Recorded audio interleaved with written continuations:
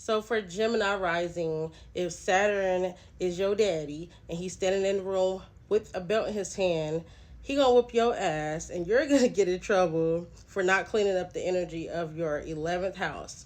You just had Saturn in your 10th house for the last 2-3 years, and now Saturn is moving to your 11th house, and you're gonna have to ask the Taurus how it went with them fake friends. You're gonna have to, take a real look and evaluation at the people who you associate yourself with, the groups that you are a part of, whether it's like church groups, whether it's nonprofit organizations, whether it's fraternities or sororities. It also represents the energy. The 11th house represents your hopes and wishes.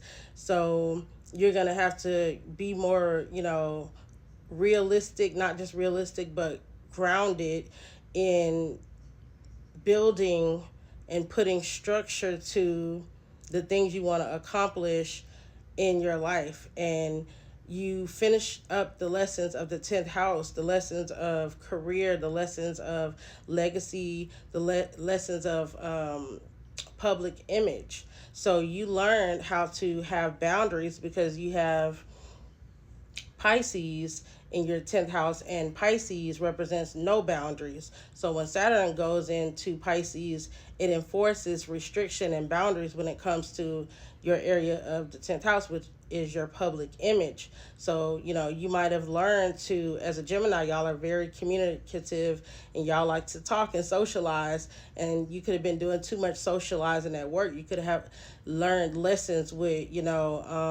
talking too much at work, or, sometimes you get into it with your boss when the Saturn energy is in your 10th house. You get into it with authority figures. And a lot of times with Gemini energy, like I said, it's because y'all kind of, talk too much, and, you might have to learn boundaries within learning, like I said, who your new friends are going to come along. Old friends are going to fall off. You're going to have to learn how you connect to others and how others connect to you. And if there, is a proper structure there with the give and take, and, you don't have selfish people around you with Aries energy in the 11th house, because the 11th house is the humanitarian energy, it's the Aquarian energy, and it's about togetherness and collectiveness.